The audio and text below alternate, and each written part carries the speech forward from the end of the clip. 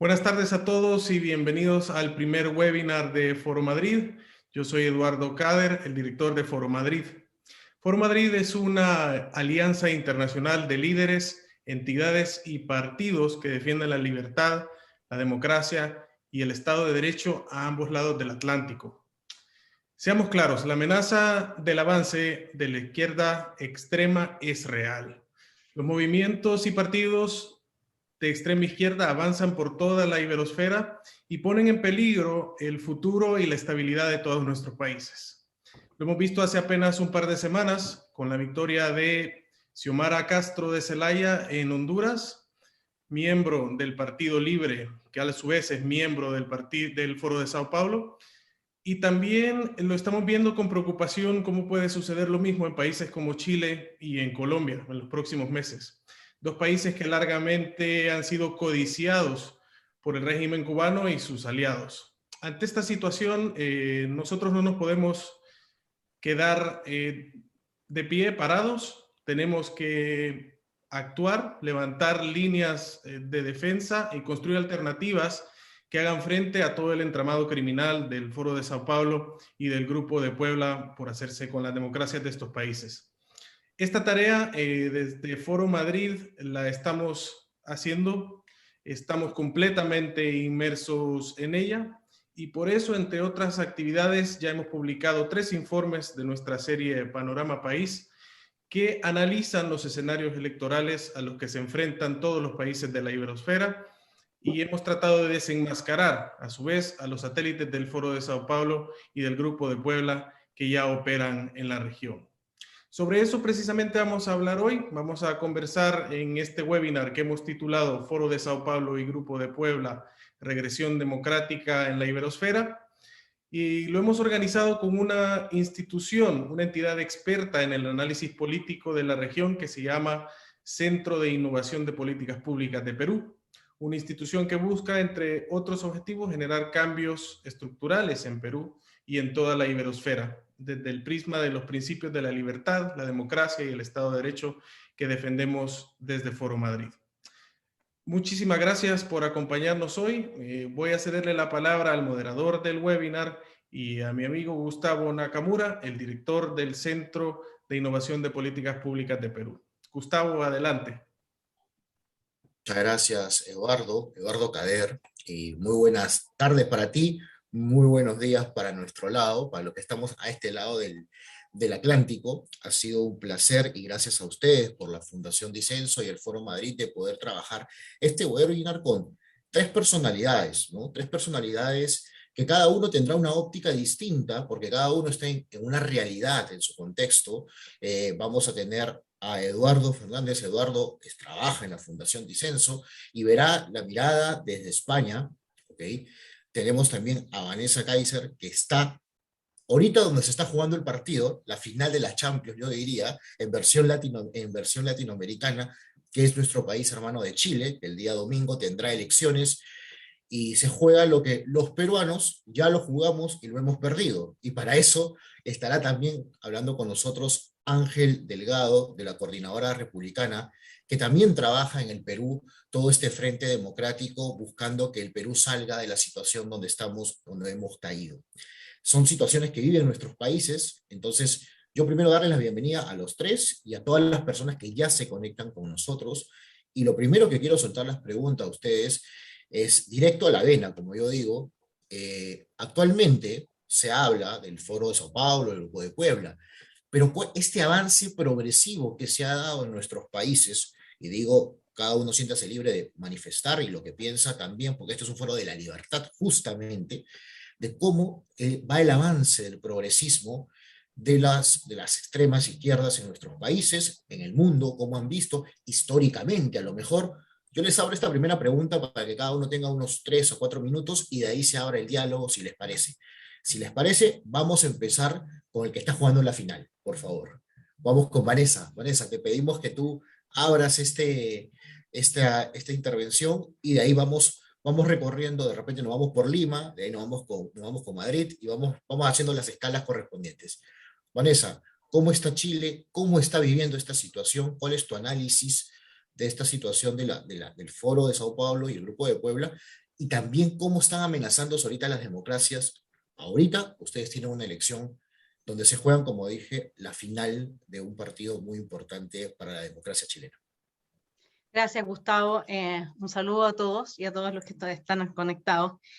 La verdad es que cuando uno observa los movimientos y los partidos que hoy día forman parte del Foro de Sao Paulo, la Izquierda Ciudadana, Movimiento Amplio Social, Movimiento Izquierda Revolucionario, Partido Comunista, Partido Humanista, todos chilenos, Partido Socialista, Movimiento del Socialismo Allendista, Revolución Democrática, Partido de Igualdad, Poder Ciudadano, Partido Progresista de Chile, Izquierda Libertaria, todos ellos, que libertarios yo no sé qué entenderán ellos, pero bueno, todos ellos son, muchos de ellos parte del Frente Amplio. El Frente Amplio es quien lleva hoy día de candidato en una alianza con el Partido Comunista a Gabriel Boric, que se enfrenta a José Antonio Kast, candidato de la derecha conservadora, al cual se han ido plegando las derechas cuyo sentido común había sido capturado por la izquierda, por decirlo de alguna manera. Hay un problema que nosotros tenemos muy importante respecto de hablar desde el sentido común cuando la educación está en manos de la extrema izquierda y en definitiva van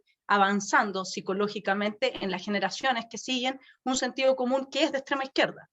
Pero todavía había aquí una derecha, uno podría decir, vaciada de todo tipo de contenido, que al menos en una cierta cáscara conservaba, porque yo no hablo de derecha de centro, eso me parece que es un absurdo, conservaba cierta cáscara de razonabilidad, digamos, por lo menos no era Foucaultiana, ya con eso estábamos, por lo menos entendía la diferencia entre un discurso científico, un discurso racional y un discurso mitológico. Con eso ya tenemos un piso básico para podernos entender que no tenemos izquierda que justamente a partir de la deconstrucción ha logrado, digamos, avanzar de forma tan importante que hoy día tenemos ese candidato, es un candidato que, como decía yo, es del Frente Amplio. El Frente Amplio tiene cercanísima relación con Nicolás Maduro. De hecho, la vocera Doris González, que fue vocera del candidato Gabriel Boric durante un tiempo, aparece, digamos, con Nicolás Maduro abrazada, ¿no es cierto?, y se tiran flores entre ellos y ahí.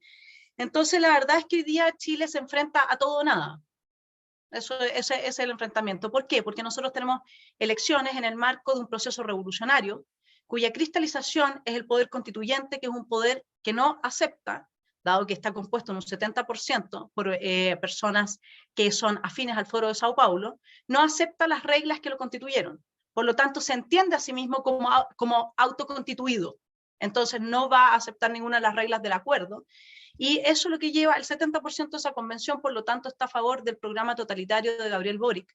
Y cuando uno habla de totalitario lo dice porque de ese programa se sigue el desmantelamiento del aparato productivo en manos de los privados, se sigue una redistribución de derechos sociales sin participación de los privados. Nosotros sabemos lo que eso significa, es decir, va a haber un descalabro económico radical en Chile si es que sale electo.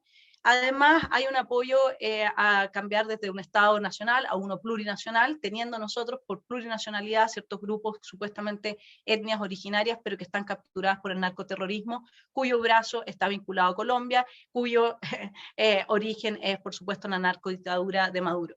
Así es que nosotros en Chile hoy día tenemos la otra opción, que es que salga José Antonio Kast, que va a ser muy difícil, no me gustaría estar en sus zapatos porque él va a tener que poner orden con unas Fuerzas Armadas que fueron vaciadas de sus posibilidades, de sus estructuras jerárquicas tradicionales, que han sido atacadas sistemáticamente por los medios de prensa y por las agrupaciones como el INDH, el Instituto de Derechos Humanos durante la crisis del 18 de octubre, que han perdido mucha legitimidad para el ejercicio de la autoridad racional que implica el monopolio y la coerción del Estado. Así es que, ¿cómo lo va a hacer José Antonio Kast en el caso de que él asuma? Es una gran pregunta, porque la amenaza de parte sobre todo de la juventud capturada ideológicamente por los lineamientos del Foro de Sao Paulo, es que ellos van a quemar el país de Arica a Punta Arenas, y ya probaron que lo pueden hacer. Lo probaron el 18 de octubre, esas eran minorías muy bien coordinadas que pasaron volando bajo el radar del derecho, de manera que no hubo manera de controlarlas, junto con un malestar mayor que tiene otro origen, digamos, siempre los empresarios poniendo de su parte para la victoria de la extrema izquierda. Ese es un problema mayor, ¿no? Así es que yo lo que diría es que en Chile hoy día, si es que sale Gabriel Boric, vamos a terminar de consolidar un proyecto que es el del socialismo del siglo XXI. Vamos a ser un país satélite de Venezuela y por supuesto con alta injerencia de China en este país. Hoy día nadie nos puede salvar. Hubo otras épocas en las que había una guerra fría y uno podía ampararse bajo el paraguas de Estados Unidos, o había otro tipo de fuerzas en pugna. Hoy día parece que los países como el nuestro están abandonados a su propia suerte, y si no somos los ciudadanos los que decididamente damos la pelea y la batalla, entonces nadie lo va a poder hacer, y creo que desde ahí vale la pena empezar a ocupar cargos públicos como el que ocupo yo, que incluso salí citada en el debate presidencial último, porque me negué a darle dinero a una fundación a propósito de obras culturales para niños que no me aclara su relación con la coordinadora Arauco Mayeco, que es el grupo narcoterrorista más importante que tiene Chile. Y evidentemente que eso, como los medios están capturados por la izquierda, no aparece más que en pequeñas reseñas, ¿no es cierto? Pero entonces yo soy la mala frente a todo el público que le privó a los niños de unos títeres tan maravillosos, y ellos todo lo manejan así. Y creo que hoy día la pelea hay que darla, y hay que, como dice Ortega y Gasset, lo voy a citar: a la República solo ha de salvarla pensar en grande, sacudirse de lo pequeño y proyectar hacia el porvenir. Y creo que esto es lo que conservadores y libertarios y liberales hoy día tienen que entender. Excelente, Vanessa. Mil gracias por tu intervención en este primer diálogo. Quiero resumir, a veces cuando te he escuchado hablar, particularmente, me veía hace algunos meses el discurso que Perú pasaba, ¿no? Pero has marcado dos cosas importantes, quiero dejar, y ahí vamos a tomar el avión de Santiago, nos vamos a ir a Lima, ¿sí? Era la juventud tomada ideológicamente y los medios de comunicación que tienen una narrativa clarísima, trabajada, es un libreto aprendido en todos nuestros países, y algunos de estos señores que manejan el libreto viven donde está nuestro querido amigo Eduardo Fernández, gozando y comiendo muy bien en Madrid, pero bien que les guste el socialismo del siglo XXI. De peruanos tenemos muchos, ¿eh? Y seguramente nos estará viendo. Y de acá le mandamos un gran abrazo, porque la libertad, en la democracia también hay que abrazarnos y saludarlo, pero ideológicamente y con principios estamos muy opuestos. Pero sí le pido a Vanessa que vamos con Ángel, tomamos el avión. Ángel, ¿cómo ves el análisis en el caso del Perú? Nosotros ya hemos perdido la elección, tenemos un gobierno legítimo, no legítimo, como queramos decir, pero con obviamente una incursión de Evo Morales, porque eso hay que decirlo, en el Perú Evo entra como en su casa, entonces, y el Foro de Sao Paulo ya está en el Perú trabajando. Coméntanos un poquito ese análisis, y si también cómo los partidos políticos han reaccionado entre ellos. Bueno, sin duda, en primer lugar, mi agradecimiento, un saludo a todos ustedes. Para mí es un gran honor compartir esta mesa donde vamos a dar un conjunto de opiniones sobre un tema tan importante como es la regresión democrática en el ámbito de la iberoesfera, a propósito del Foro de Sao Paulo y el Grupo de Puebla.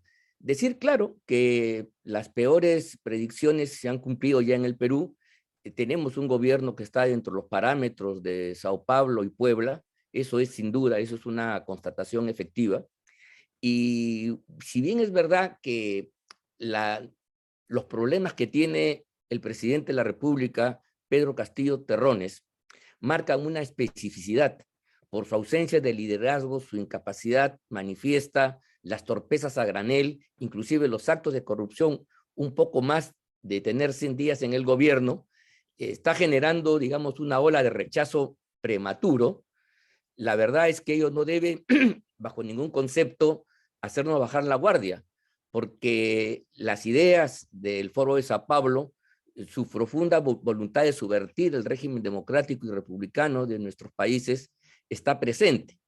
Yo tengo la impresión de que vamos a ir a una situación de desgobierno, de anarquía práctica, de deterioro más de las condiciones de vida de la población, y como sucede siempre, en la lucha por construir un relato, un significado de esos acontecimientos, podemos llegar a un estadio ulterior donde paradójicamente la incapacidad, la debilidad, la torpeza y corrupción de este gobierno pudieran, en base justamente a la hegemonía que tienen ellos en los medios culturales, en los aparatos ideológicos del Estado, y eso hay que decirlo con todas sus letras, podría permitir, digamos, un relato que finalmente el fracaso de Castillo sea por la intransigencia de la derecha, por la obstrucción del Parlamento, por los intentos de vacarlo, como lo dice con todas sus letras, por ser un hombre que viene del campo, de la pobreza, del magisterio, ¿no? Este tipo de discursos podrían efectivamente calar y hace que, a pesar de la debacle que este gobierno nos ha generado en el corto plazo y ha llevado a niveles de pobreza como nunca y en un plazo tan corto, sin embargo, yo tengo la impresión que la lucha, digamos, final, la disputa por entender el significado ante el público muy amplio, no significa todavía que aquí estemos en condiciones de derrotar a temido enemigo. Porque, y esto lo voy a decir más adelante, pero lo quiero solamente dejar sentado, una de las características del Foro de Sao Paulo, en relación con otras experiencias del pensamiento marxista y el movimiento comunista en su historia, es que ha tenido una enorme capacidad para diversificarse. Por ejemplo, en el listado que Vanessa nos hacía de los partidos chilenos que están en el Foro de Sao Paulo, hay una variopinta de tradiciones. Y entonces el foro como que ha logrado ese milagro de unificar a una izquierda tradicionalmente dividida. La izquierda en el siglo pasado, en el siglo XX, era una izquierda dura, ideológicamente compacta, y era pérfida en el rechazo a cualquier tipo de heterodoxia.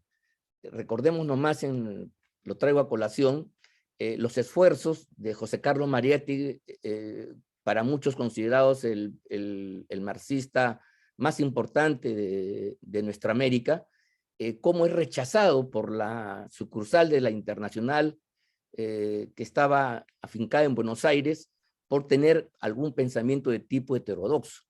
Eso que, digamos, permitía a las fuerzas democráticas visualizar con claridad al enemigo. Eso era la diferencia. Y además sus métodos que negaban la democracia y apostaban en muchos casos, luego de la experiencia cubana, por la lucha armada, por el derrocamiento violento del poder. Hoy día, digamos, eso se ha disipado y tenemos un pensamiento matriz que se ha vuelto hegemónico en las tradiciones políticas y que ha captado a mucha gente, que hace que efectivamente el peligro de la destrucción del régimen democrático y republicano no se perciba. Y quienes estamos en esta tesitura, ¿no?, aparecemos como alucinados, porque no, pues se entiende que hay una suerte de confusión, que el Foro de Sao Paulo, en fin, es una cosa lejana, y que estas experiencias nacen de nuestras realidades tan complejas, tan singulares, que de otra manera además son expresiones de una variopinta, como dije hace un rato, ideológica, que puede ser reencauzada por la propia democracia. Creo que esto no es así. Tengo yo la impresión de que este neomarxismo, este neocomunismo, ha logrado aprender a moverse en la legalidad democrática, y a diferencia de las experiencias fallidas del pasado siglo, de intentar el poder a través de la lucha armada, la guerra popular, incluso la acción de Sendero Luminoso en el Perú, la utilización del bagaje, del instrumental electoral dentro de la democracia, les ha dado más réditos políticos, y ahí están los resultados que estamos comentando en toda la región. Por eso creo yo que esta reflexión sobre el Foro de Sao Paulo, el Grupo de Puebla, en la experiencia de nuestros países es gravitante. Y eventos como este deben tener como objeto el profundizar, desentrañar esta entraña absolutamente antidemocrática, antirrepublicana, antiliberal, y que pone en cuestión la propia existencia de nuestros países. Voy a dejar para una segunda intervención esta amenaza a la cual nuestro amigo moderador Nakamura ha señalado sobre la presencia de Evo Morales y un proyecto político que lo quiere poner en el Perú. Me refiero a este proyecto de RUNASUR, que lo que busca, y lo voy a nombrar solamente para ya dar por concluida mi intervención, construir una suerte de vínculos y relaciones en la región en torno a la problemática étnico-nacional de los pueblos aborígenes. Y eso, en el caso de materializarse, sería una amenaza de grado superior para la existencia de nuestros propios países, puesto que podríamos caer en algo que ya España ha vivido, sobre todo con gran dramatismo el año 2017. Me refiero a la amenaza de Cataluña y en fin, todos estos temas que han sido justamente exacerbados por este tipo de pensamiento.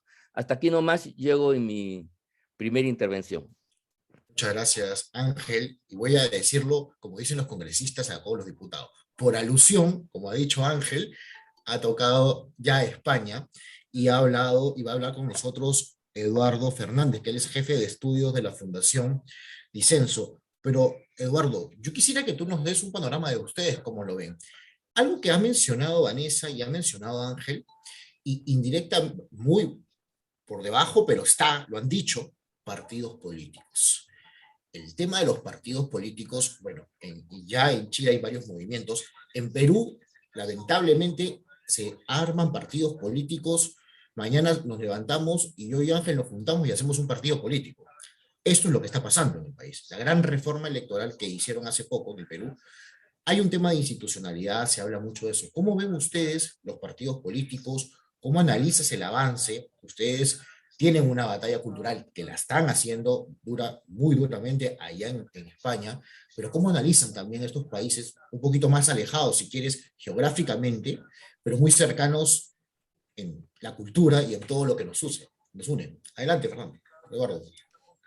Buenas, Gustavo. Pues la verdad es que, nada, en primer lugar agradecer la invitación de Foro Madrid y el espacio, porque es un verdadero gusto compartir con Ángel y con Vanessa, gran amiga y la que estamos en mil aventuras intelectuales y de activismo político, ¿no? Pero bueno, sobre el tema, ¿no? Claro, los vínculos de España con el Foro de Sao Paulo no son tan claros, porque cuando uno ingresa a la propia página del Foro de Sao Paulo, pues España es un país que no aparece, ¿no? Al final es una estructura regional que cuenta con partidos regionales, pero en cuanto se rasca un poquito, pues son evidentes los vasos comunicantes y la ayuda y el apoyo que el Foro de Sao Paulo pues, ha tenido a la hora de levantar a Podemos, ¿no? Queda por ver en tribunales, a día de hoy, por ejemplo, en Ecuador, si el Foro de Sao Paulo ha financiado a un partido como Podemos. Yo creo que es evidente que el partido ha recibido ayudas, por ejemplo, de Venezuela durante años, se demostrará así también de Ecuador o de otros países, pero además de Podemos y de sus líderes, sobre todo Juan Carlos Monedero, el propio Pablo Iglesias, a día de hoy creo que asociado a la estructura del foro, y esto es más preocupante, y esto en España no hay mucha gente que lo sepa, es la propia incorporación del Partido Socialista Obrero Español, que se presentaba como un partido de centro, ¿no? Y esto sí ya aparece en las páginas web, ¿no? O sea, cuando visitamos la página web del Grupo de Puebla, observamos que Rodríguez Zapatero, expresidente socialista del Gobierno de España, es miembro fundador, junto con una ministra del gobierno actual, que es Irene Montero, ¿no? Entonces, la pasada semana, la vicesecretaria general del Partido Socialista, Adriana Lastra, también ingresaba a formar parte del Grupo Puebla. Entonces, evidentemente, a día de hoy en el gobierno de España, pues hay un componente fuerte del Foro de Sao Paulo, como en Perú, o como esperemos que los chilenos puedan evitarlo, ¿no? Su llegada, pero en la constituyente ya lo sabe. La cosa es, ¿cómo operan? Yo creo que, hombre, como España aquí sí que llega tarde, porque al final hay que observar al resto de Iberoamérica para analizar la situación española. Yo creo que el modus operandi es bastante similar, ¿no? Todo empieza, como decía Vanessa, por una captura de la educación, todo empieza por una crítica al sistema judicial, diciendo que las sentencias judiciales que no nos gustan no son democráticas. Se redefine el concepto de democracia, que es algo que a mí me preocupa mucho. Tenemos la obligación de pelear el concepto de democracia liberal. Solo esa democracia es funcional. Todo lo que no sea democracia liberal es disfuncional. Hablan de una democracia que conducirá sin lugar a dudas a una tiranía de la mayoría de la cual ya luego no se podrá salir. Y luego, una vez están capturados los medios educativos y más o menos puesto en tela de juicio la cuestión judicial, le entran a la comunicación, ¿no? Y a los medios de comunicación. Eso yo creo que ha contribuido y contribuye a una degradación de los principios fundamentales de la democracia liberal que tenemos que recuperar. ¿Qué actuaciones hay que desarrollar? Bueno, pues yo creo, por un lado, investigación, por otro lado, divulgación y por otro lado, formación. Yo creo que son las tres actividades que tenemos que sacar adelante, ¿no? ¿Y cómo vemos desde aquí la situación de Iberoamérica en este momento? Bueno, pues es una situación desafortunadamente muy complicada, ¿no? El foro ha recuperado terreno. Parecía hace apenas 2 o 3 años que había perdido un gran número de plazas, ¿no? Y la verdad es que las está recuperando, o sea, está intercambiando unas por otras. Han tomado el poder en Honduras, han tomado el poder en Perú, en Colombia la situación es complicada, en Chile la situación es complicada, tienen amarrado el poder, además con actuaciones sin escrúpulos y sin la crítica de ningún actor internacional. Le sale gratis a Daniel Ortega la dictadura en Nicaragua, le sale gratis a Maduro la dictadura en Venezuela, por supuesto Cuba, que como dice Zoe Valdés en el documental que hemos producido desde Fundación Disenso, pues es el origen de todo. Claro, yo creo que la mayor parte de países en la región tienen que optar o por avanzar y profundizar en sus democracias liberales o serán víctimas de regímenes híbridos a medio camino entre la democracia y el autoritarismo, que es donde se encuentran cómodos los líderes del Foro de Sao Paulo. El reto definitivamente es grande. Hay algo que dijo Vanessa y que a mí me parece también muy relevante, ¿no? Y es la responsabilidad de determinados sectores empresariales y de determinadas élites políticas, disque de centro derecha, en pavimentar y facilitar el camino para que estas corrientes radicales de izquierdas tomen el poder, ¿no? Y eso también nos tiene que llevar a otro análisis muy importante, pues para clarificar el mapa de la región, de este mundo iberoamericano que nos une a todos, y poder recuperar el Estado de Derecho, la democracia y sobre todo la estructura de derechos y libertades individuales. Muchas gracias, Eduardo. Y quiero rescatar lo que estás diciendo, ¿no? Vamos a dar una vuelta más, vamos a dejar Madrid y nos vamos a ir a Santiago otra vez y así sucesivamente, pero quiero rescatar lo que acabas de decir, lo que dijo Vanessa, si lo tomé en cuenta, del tema del empresariado, ¿no? El empresariado, no todo el empresariado, claro está, como que se pone de costado con estos temas muchas veces, ¿no? Bueno, lo dejan ser y que esto pase. En algunos lugares, y seguramente de repente Vanessa se va a reír, pero aquí en Perú y en otros lugares, el empresariado va apostando al mejor, al que le conviene. Bueno, por uno, y comienza a abrir un campo, ¿no? Que la verdad que nos sorprende y nos ha pasado en el Perú. Y hay una frase que hace poco un empresario, un gran empresario peruano, dijo algo a los empresarios peruanos. Y de repente, si nos escuchan nuestros empresarios chilenos, hermanos chilenos, no, decía este empresario, le digo, este empresario y tiene muy buenos recursos en el Perú y tiene inversiones también en Chile, dijo esta frase que a mí me dejó pensando. Dijo, la soga con la cual nos están ahorcando es la soga construida con nuestra plata y con nuestros impuestos y hoy nos están ahorcando. Esa fue su frase célebre, yo digo célebre porque quedó como uno no entiende, pero es cierto.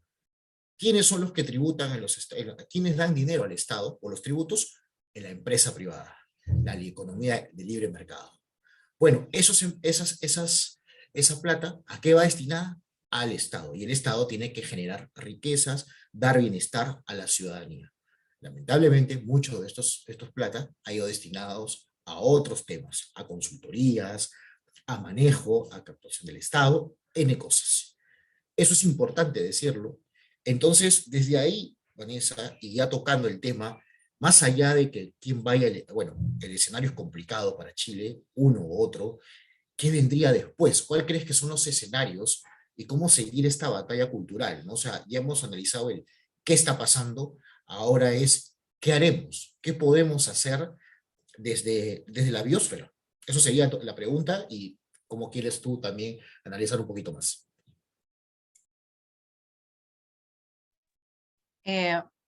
Gracias, Gustavo. Bueno, esas son las preguntas que debiéramos de empezar a responder cada vez con mayor intensidad. A mí cuando me dicen que nosotros los liberales hemos fracasado, yo siempre pienso que el neomarxismo tiene todo el dinero de los ministerios de educación, de los ministerios de cultura a su favor, y nosotros seguimos existiendo. Eso significa que somos una tremenda fuerza y que no es verdad que nosotros hayamos fracasado, por eso es que nos tienen miedo. Acá José Antonio Kast llega a la segunda vuelta presidencial, en parte importante por el trabajo que hemos hecho de plataformas de este tipo, y hoy día la familia Kaiser en Chile está siendo bombardeada y sindicada como el enemigo público número 1 del Partido Comunista, porque justamente lo que hemos hecho es crear esa conciencia. Ahora, dentro de lo que es el pragmatismo que nosotros debiésemos de asumir, creo que hay tres pilares en los que podríamos ponernos de acuerdo si fuésemos, en un foro al que vayamos todos, antes de entrar hubiera una cajita con un letrero que dijese deje su ego aquí, y luego entran los liberales, los libertarios, los conservadores y empezamos a conversar, digamos. El primer trabajo de nosotros es con nosotros mismos, porque si nosotros no entendemos a Max Weber y el político como vocación, entonces nunca vamos a avanzar en ninguna dirección. O sea, si esto sigue siendo una esfera pública usada por quienes logran en el liberalismo una posición de éxito, única y exclusivamente para alimentar los egos heridos y las autoestimas mal trabajadas, entonces nuestro sector no va a salir nunca adelante. Nosotros tenemos que ser capaces de mirar cuál es el objetivo político. Y yo creo que esencialmente tenemos tres objetivos políticos fundamentales. Así como el doctor Ángel Delgado decía que increíblemente el Foro Sao Paulo lo que ha logrado, al revés de lo que era antes, que cualquier persona con un mínimo de disidencia era inmediatamente expulsado, ¿no es cierto?, la Internacional Socialista, hoy día ha logrado juntar a un variopinto grupo de personas a partir de la política identitaria y de la promesa, digamos, del cumplimiento de derechos, de privilegios, porque eso es lo que ellos quieren repartir privilegios que sean funcionales a su victoria y después, por supuesto, que destruyen a todos aquellos a los que querían privilegiarse. Lo que pasa es que esta gente además es tremendamente ignorante. Entonces yo creo que nosotros nuestro primer objetivo sería que en el foro, después de que cada uno se comprometa a dejar en la cajita imaginariamente su ego, nos unamos con, así como lo hizo Foro Sao Paulo, nos unamos con todas nuestras diferencias en pos del objetivo único y exclusivo que es evitar el avance del neomarxismo, lo que yo llamo el fascismo de izquierda del siglo XXI. Eso es lo que a mí me parece que, porque Carl Schmitt es fundamental para entender a Laclau y a otros autores que citaba el doctor Ángel, y sin Carl Schmitt no existe toda esta política identitaria, la relación amigo-enemigo. Dicho eso, después de una unión que siempre tiene que coordinarse, tenemos que ver cuál es nuestra realidad, cuál es el mapa de los medios con los que nosotros contamos en los distintos países del mundo y con quienes contamos dentro de esos think tanks, dentro de esos canales, etcétera, etcétera, para coordinar un trabajo conjunto. El trabajo conjunto tendría que tener, desde mi perspectiva, fundamentalmente tres aspectos. Primero, respondernos a la pregunta, ¿cómo persuadir a los poderosos, a los empresarios y a todos los poderosos que existan de estar a nuestro favor? Acá se tiene que aplicar, nosotros tenemos que abrazar a Adam Smith cuando dice que nadie nos va a ayudar por solidaridad, etcétera, etcétera. Nosotros tenemos que encontrar una vía que persuada a esta gente frente, y para eso hay que hacer muy bien el diagnóstico de por qué esta gente se persuade con la extrema izquierda. Porque la verdad es que en Chile todos los poderosos están persuadidos por la extrema izquierda, la Agenda 2030, etcétera. Entonces, una vez hecho ese diagnóstico, nosotros tenemos que ver qué es lo que nosotros podemos ofrecer para persuadirlos de que estén al lado de nosotros. Eso es fundamental. ¿Qué les ofrece a ellos la izquierda? ¿Qué les podemos ofrecer nosotros? Y está claro que en Chile, por lo menos, y en este tipo de países donde la mentalidad del empresario es extractivista, y por eso empresario, esto es neomercantilismo, aquí nunca ha habido neoliberalismo, está claro que lo que les ofrecen es la debacle completa, la pérdida del valor de todo y la ausencia de toda competencia, para que después, una vez que se ordenan las cosas, ellos vienen, ¿no es cierto?, y se hacen de todo lo que pueden hacerse que en condiciones de competencia no lograrían. Así que ahí hay una estrategia, hay que mostrarles que esa estrategia en el caso de Venezuela falla, en el caso del socialismo siglo XXI falla, y que se van a quedar entonces como los empresarios poderosos de Venezuela que en su momento apoyaron a Chávez. El segundo pilar de esto tiene que ver con una constatación que hace Maquiavelo en los discursos de Tito Livio. Maquiavelo dice que la mayor parte de la gente no quiere poder. Y eso es lo que se manifiesta en la democracia, en los altos niveles de abstención que nosotros tenemos. A la gente no le interesa todo este tema ideológico, político. Cada uno quiere vivir su vida. Y en eso el liberal le dan el clavo, digamos. Pero el liberal no sabe hacer uso políticamente y capitalizar el que exista toda esa gente que no tiene interés en el poder político a su favor. Y nosotros tenemos que ser capaces de hacer eso. Nosotros tenemos que decirle al ciudadano, y eso es en parte el trabajo que yo estoy haciendo en Chile, al ciudadano común, cómo se hace un mal uso de sus recursos en pos de banderas ideológicas, en pos del avance de ideologías en los que ellos no están interesados. Y uno para eso, porque esto no es solamente así una quimera la que yo estoy hablando, yo creo que nosotros en esta red de liberales, libertarios, conservadores, paleo, libertarios, conservadores, da lo mismo, pero todos los que estamos a favor de la libertad, nosotros tenemos que empezar a aplicar un índice de contenido ideológico a cada una de las políticas y programas de los gobiernos a nivel mundial y denunciarlos sistemáticamente. Y tener a nuestro favor a todos estos ciudadanos que no les interesa que sus recursos se vayan en el avance de ideologías de ningún tipo. Ni siquiera uno podría decir, si es que se entiende por ideología, bueno, a través del Homo economicus algo pervirtieron al liberalismo, la ideología liberal. Sino que simplemente decirle al ciudadano, mire, aquí en este índice que tiene tres componentes fundamentales, esto se puede discutir, yo solamente estoy haciendo una propuesta y la voy a empezar a aplicar desde mi cargo de concejalía en un municipio, en que voy a tomar cada una de las obras de teatro, cada uno de los conciertos, que pagados con los fondos de los vecinos, y le voy a decir, acá se atenta en contra de la patria de esta manera, de la paz de esta manera, y de la persona de esta manera. Son 3P, paz, patria, persona. Y entonces nosotros hacer un trabajo, así como ellos han hecho su foro, y ellos se han manejado, y ellos han ido capturando todo sistemáticamente, bien disciplinados en esta vanguardia gramsciana, nosotros desde los recursos que tenemos, hacer un trabajo de denuncia sistemática para que el ciudadano vea, mira lo que esta gente hace con el resultado de tu trabajo. ¿A esto quieres que se vaya? ¿O quieres que se vaya a ayudar al pobre? ¿Quieres que se vaya a una buena política de defensa? ¿Quieres que se vaya a mejorar la salud, la educación y las pensiones? Y yo creo que ese es un trabajo que nosotros podríamos hacer, es un comienzo, tenemos mucha fuerza, Javier Milei es una prueba de que también se puede, y yo sé que pueden haber muchos resquemores entre unos y otros, pero bueno, esa es mi propuesta sobre qué hacer. Y lo de la soga, mi estimado Gustavo, lo que hizo ese empresario fue tomar la frase de Lenin, que Lenin dice, ellos van a darnos la soga con la que los vamos a ahorcar. Y ese es el argumento que yo uso para decir no a los fondos que se vayan a manifestaciones culturales que debajo van encubriendo avances de ideologías políticas, porque nosotros los vecinos de Las Condes no vamos a darles la soga con la que después nos van a ahorcar. Interesantísimo, Vanessa. Así es, esa frase célebre. Y claro, este empresario tuvo, como yo digo, el ímpetu, por no decir otra cosa más fuerte, de repente en España si digo una cosa más fuerte, se entiende, pero en América Latina lo entenderán como, bueno, estás un poco malcriado, pero sí, tuvo las agallas para decirlo esto a partners empresarios como él, que están ahorita siendo amenazados. Literalmente, y claro, ahora sí están asustados, ahora sí.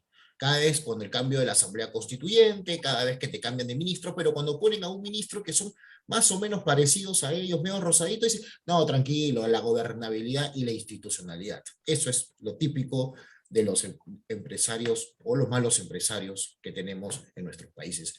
Ángela, misma pregunta para ti, por favor, y que nos comentes un poquito de este proyecto de Evo, que en el caso de Perú ha habido un choque ahí de trenes con varios cancilleres también. Tu audio, Ángel.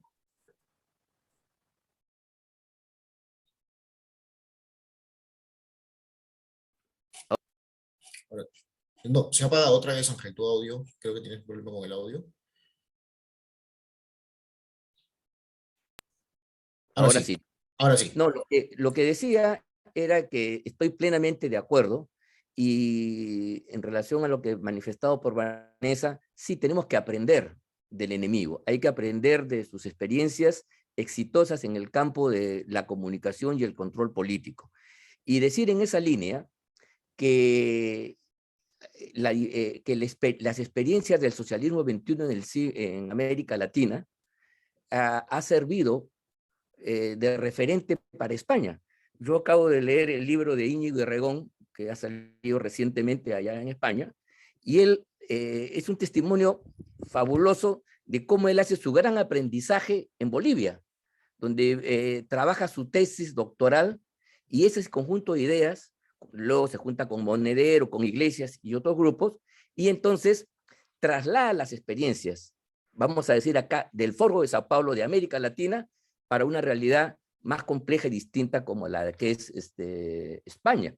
Y lo hace con relativo éxito, ¿no? Porque en la medida en que logra romper un poco el sectarismo de la Izquierda Unida hegemonizada por el Partido Comunista de España y consigue ampliar el campo de las reivindicaciones a través del concepto de transversalidad, los incorpora en un proyecto político con mucha audacia, y eso hace entonces que él afirme más adelante que lo cultural, una victoria cultural antecede a una victoria política.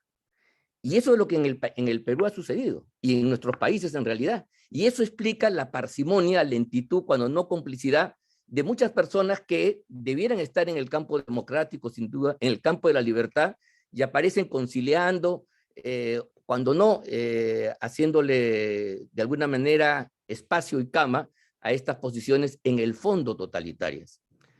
Y la fuerza de estas ideas es tan importante que incluso partidos que han estado ubicados claramente en una izquierda democrática, en lo que hemos conocido como la experiencia europea socialdemócrata, han avanzado hacia este tipo de posiciones. Eso es el viraje que hace Sánchez en España, es eso fundamentalmente, ¿no?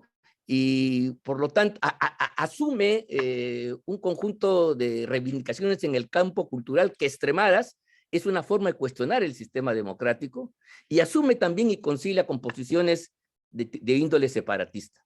O sea, partidos que tradicionalmente los hemos ubicado en una izquierda, pero una izquierda democrática que se caracterizaba en última instancia por la defensa del sistema. Estos partidos que se agrupan en el Foro de Sao Paulo no están interesados en defender el sistema republicano ni la economía de mercado, sino lo que utilizan es, siguiendo a Ernesto Laclau y Muflé, buscan una radicalización de la democracia. O sea, utilizan la democracia para radicarla y dialécticamente superarla y negarla. Este es, creo yo, la clave de por qué han podido avanzar susceptiblemente y han pasado inadvertidos para muchos partidos conservadores de la derecha tradicional, que estaban acostumbrados a lidiar con un comunismo que aparecía sin máscara y a la ofensiva. Eso es la verdad. Y inclusive dentro de esta voluntad de ir generando nuevos espacios de reivindicación y contradicción con el sistema democrático, está esta experiencia de Evo Morales, que le funcionó en Bolivia. Bolivia era un estado unitario. Por supuesto que a su interior hay distintas nacionalidades, pero la constitución boliviana de Evo, ¿no? Transforma, y eso lo dice algunos autores bolivianos, transforma la idea de nación por un plurinacionalismo, con sus propias reivindicaciones. Y ese modelo lo lleva Correa al Ecuador, y la constitución ecuatoriana de Correa también es plurinacional. Y la reforma que ha anunciado en el discurso de asunción del mando de Pedro Castillo en el Perú es una constitución con un contenido plurinacional que reivindique a los pueblos aborígenes y que cree una solidaridad étnico-nacional de los pueblos aymaras y quechuas. En el Perú, a pesar de la fuerte presencia del componente indígena, del componente aborigen de pueblos originarios, sin embargo, en alguna medida, las prácticas políticas y el Estado han logrado incorporar a estos sectores.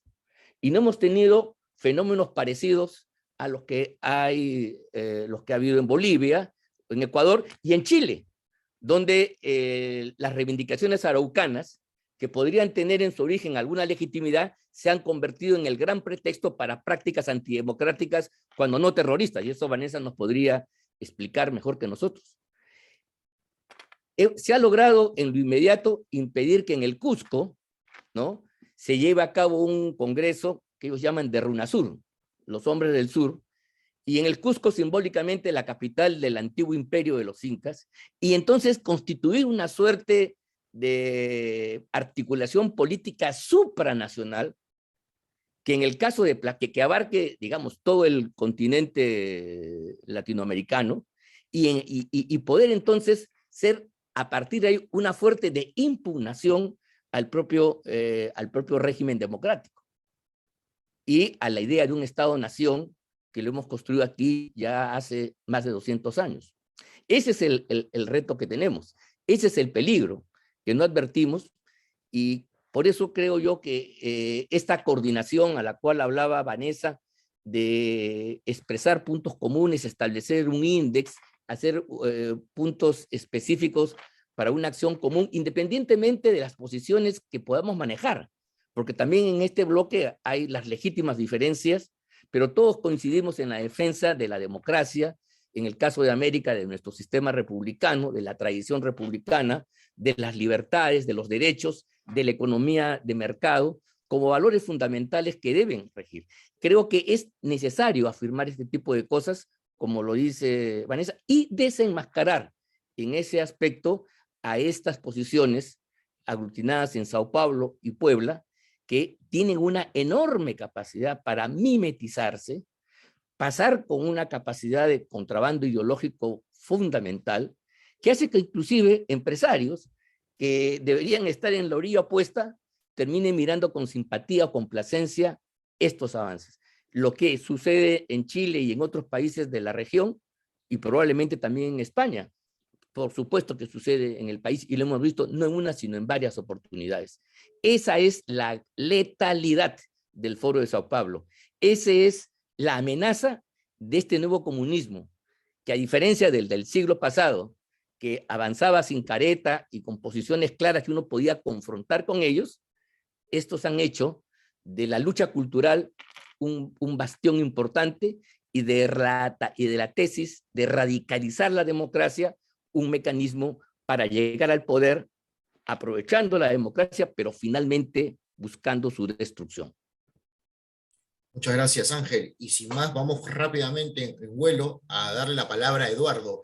Eduardo, las mismas palabras, las mismas preguntas en estos minutos que nos quedan ya de este evento del primer webinar del Foro Madrid.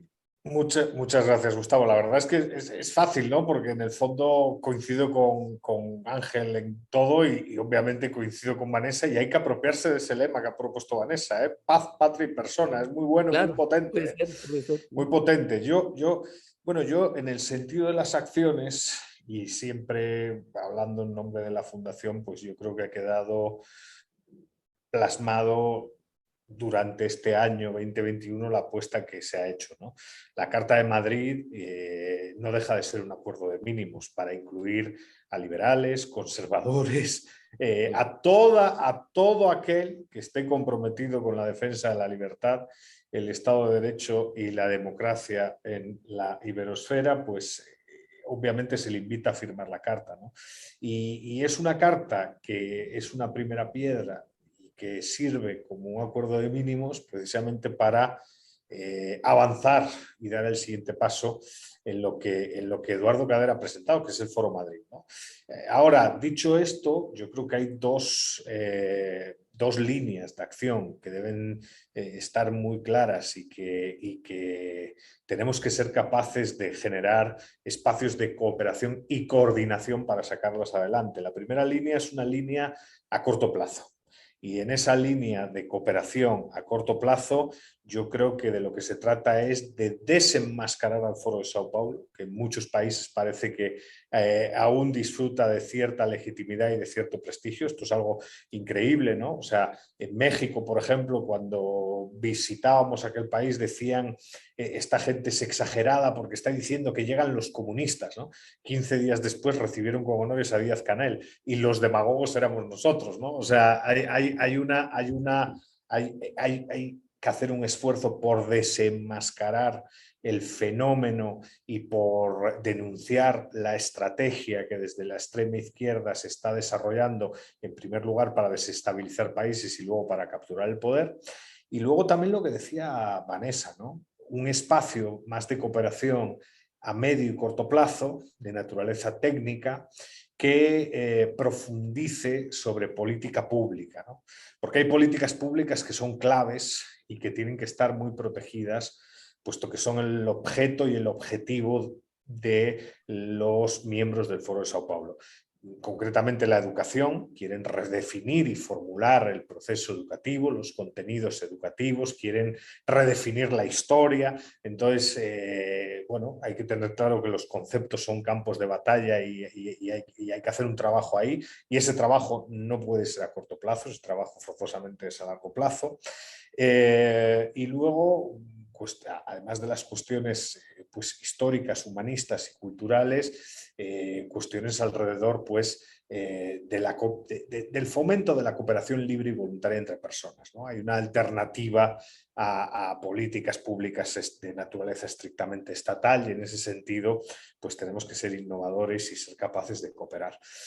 Dos líneas, básicamente. Una a corto plazo, más de activismo, más de desenmascaramiento del fenómeno y del peligro que representa el foro, y una más a largo plazo con objeto de dar soluciones y responder a las preferencias de las personas, ¿no? Efectivamente, yo creo que la persona de a pie, esa ciudadana o ese ciudadano que habita pues, en Santiago, en Madrid o en Lima, quiere tener una vida tranquila y sin complicaciones, quiere tener un trabajo, quiere disfrutar de su familia. Son cosas que todos los que estamos aquí, que todos los que nos ven queremos, o sea, son cosas de sentido común, ¿no?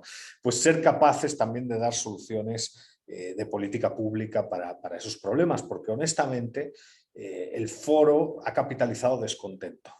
Y a la hora de generar descontento, no, hay otros, pues esos empresarios a lo mejor rentistas y que piensan a corto plazo y que intentan hacer negocios con determinada clase política. Bueno, pues también tenemos que denunciar eso, ¿no? Pero la idea es trabajar a corto y a largo. Y yo creo que un principio esencial que nos une a todos es la defensa de la propiedad. Tenemos que apostar por una defensa clara y sin complejos de la propiedad, porque ese es un primer límite Sí, claro, al poder del Estado y de todos estos arbitrarios. Y si se fijan, todas las estrategias del Foro de Sao Paulo, independientemente del país, son y están dirigidas contra la propiedad privada. Entonces, ese debería de ser como una luz y una guía que guiase la estructura y la definición de política pública, ¿no? Nada más, o sea, solo para rematar, yo sí creo que la familia Kaiser, no solo Vanessa, también Axel, son campeones de la libertad, llevan toda la vida dando la batalla por divulgar y por investigar cuestiones pues en este sentido, defendiendo la vida, la libertad y la propiedad de las personas. Así que mi respeto y admiración y mucha suerte en la batalla, Vanessa, que hay que seguir, no pueden ganar, estos no pueden ganar. Muchísimas gracias, Eduardo. Gracias a Eduardo, Vanessa, Ángel, ya el tiempo nos ganó prácticamente, pero yo quiero dejar en resumen algunas cosas que todos ustedes han hablado, si me lo permiten.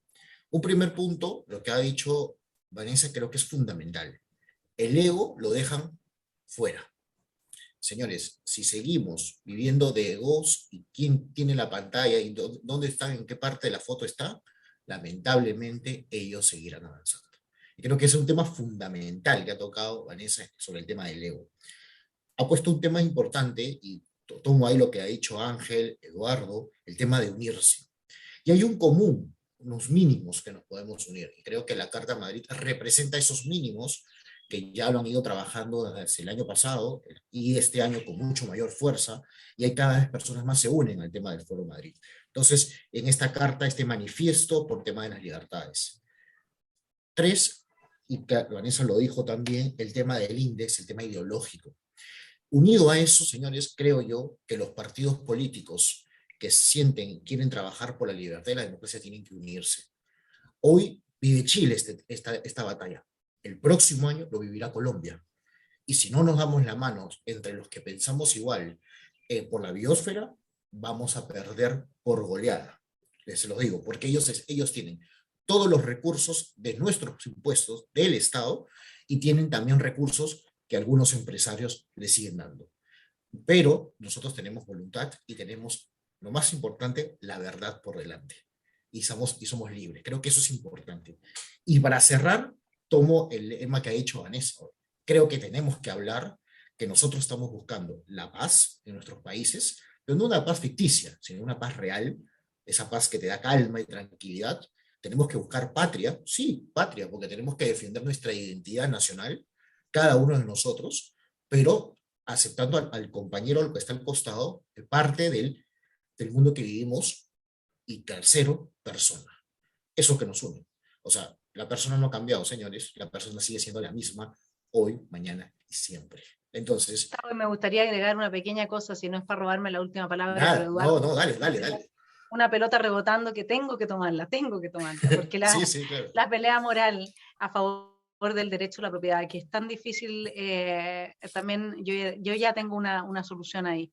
El derecho a la propiedad no lo puedes desvincular del derecho a la vida, porque el derecho a la propiedad es tu derecho al autosustento, y nosotros como liberales tenemos que luchar porque dentro de la Carta de los Derechos Fundamentales de los Derechos Humanos se inscriba el derecho al autosustento, de modo que todo aquel gobierno que atente en contra del aparato productivo pueda ser culpado de violación a los derechos humanos en la medida en que atenta al derecho al autosustento, porque si yo no tengo cómo sustentarme, no tengo cómo sostener la vida. Por lo tanto, no puedes disociar el derecho de propiedad del derecho de la vida. Creo que esa es la batalla moral más importante que nosotros podemos dar en este momento, así que no podía dejar de contenerme y de dejárselos también sobre la mesa como una propuesta. En eso consiste, Vanessa, de dar ideas y la verdad agradecerles por su tiempo, tanto a Eduardo, a ti, Vanessa, a Ángel, por el tiempo que nos han dado de esta hora que nos hemos dedicado, hemos hecho un alto a nuestras actividades en diferentes latitudes que estamos, pero para poder compartir con ustedes. Gracias a la Fundación Disenso, al Foro Madrid, que ha permitido que hoy compartamos. Este es el primer webinar. Se vienen más y la batalla cultural seguirá, nosotros en cada uno de nuestros países, pero siempre trabajando unidos. Creo que eso es lo más importante. Y el ego a un costado. Una cosita, quería brevemente nomás decir, la batalla cultural es el eje de batalla principal en esta etapa. Un amigo me preguntaba, ¿cómo hemos llegado a esto en el Perú? ¿Por qué tenemos un presidente con estas características? Entonces yo le respondí justamente, porque hemos permitido durante años que nuestra sensibilidad frente a estos problemas, ante estas amenazas, sea aplacada, siendo permisivos con un conjunto de ideas que han ido bajando las defensas del cuerpo nacional, y en consecuencia, cuando ya la cosa está pues en un nivel muy bajo, nuestro sistema inmunológico político está por los suelos, entonces la infección política se produce. Se asustan ahora, pero hay que hacer que ese susto lo vinculen a un conjunto de ideas que han sido, no de ahora, sino de tiempo, y desde el aparato del Estado y desde los aparatos de comunicación introducidas en nuestros países, en la mentalidad de nuestra gente y de nuestras élites incluso, para poder tener un resultado como el que hoy día estamos comentando. Totalmente, Ángel. Y bueno, ahora sí, cerramos este primer webinar del Foro Madrid, agradeciéndoles nuevamente, muchos éxitos el día domingo, Vanessa. Haremos todas las fuerzas desde acá para que puedan ganar esta batalla y no como nosotros, que ya nos pasó.